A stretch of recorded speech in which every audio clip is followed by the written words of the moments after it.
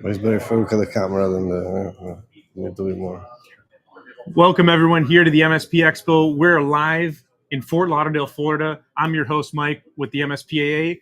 And today our guest, Fedrico. Nice to meet you. How are you doing? Tell us the story about how you got here. I'm good. So I saw that the conference was happening. I saw the companies coming in, and it's right up my alley. So I definitely had to get the ticket and come over.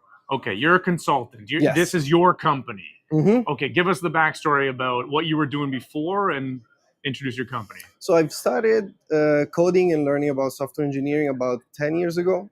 And since then, I've freelanced for many years. I've built a lot of software for startups, a lot of web applications when Ruby on Rails and was very popular, and there was a boom of startups.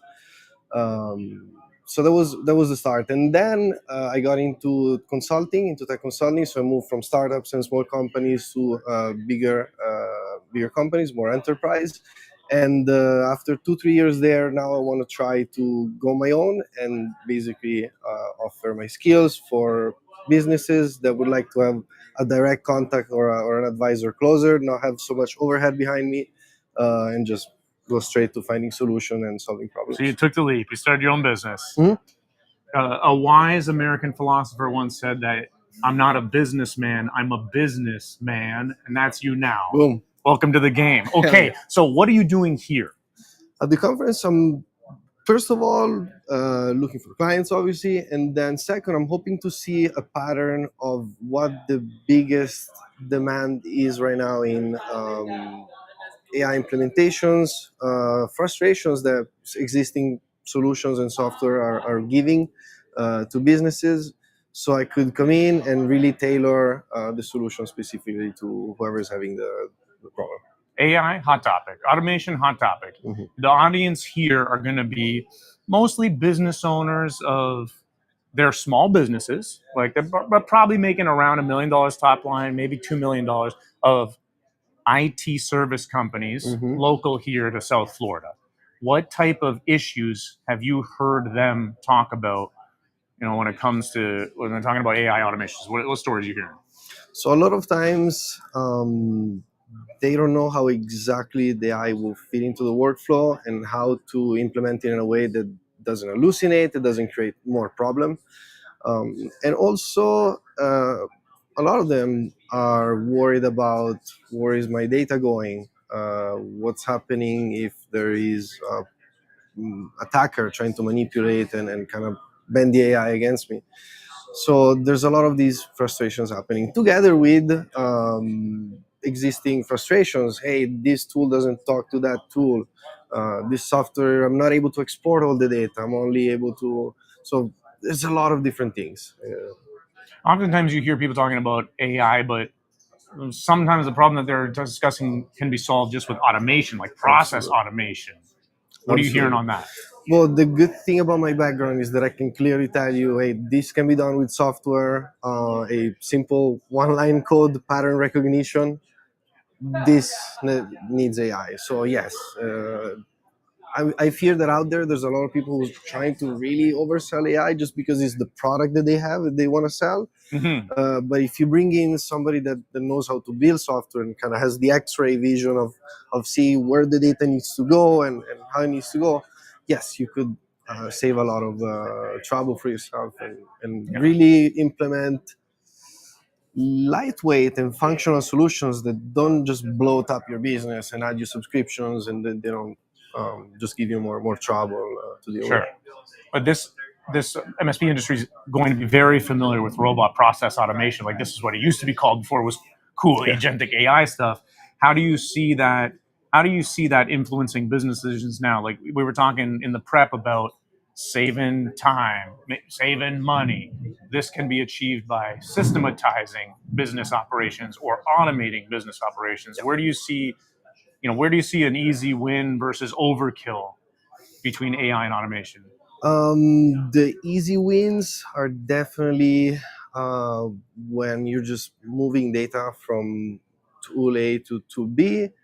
And that's purely software. But when it comes to maybe bad to say removing a human from a certain position, that's where the AI comes in, because it adds that layer of thinking that code can do, because code sees your data as bits, and you can tell it, okay, if you see this pattern, do this, replace that, change the format, from JSON to XML, whatever it could be.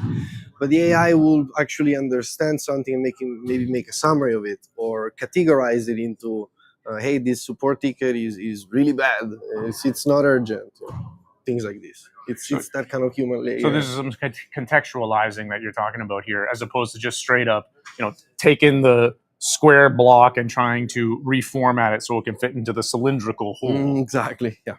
So if, let's say we're talking to a small business owner that runs a managed service company, they're wearing many of the hats at the business. How would you walk through their business operations to identify areas of opportunity for you to help them save time and money? Well, that's actually a good thing. A free assessment of, hey, walk me through your processes. What tools are you using? Where is the data going? What's the most important data points or things that you want to know, that you want to be able to check daily without too much? Where do you have most friction? Where do you feel that your team members have frustrations, or that kind of thing? Or what was the other thing?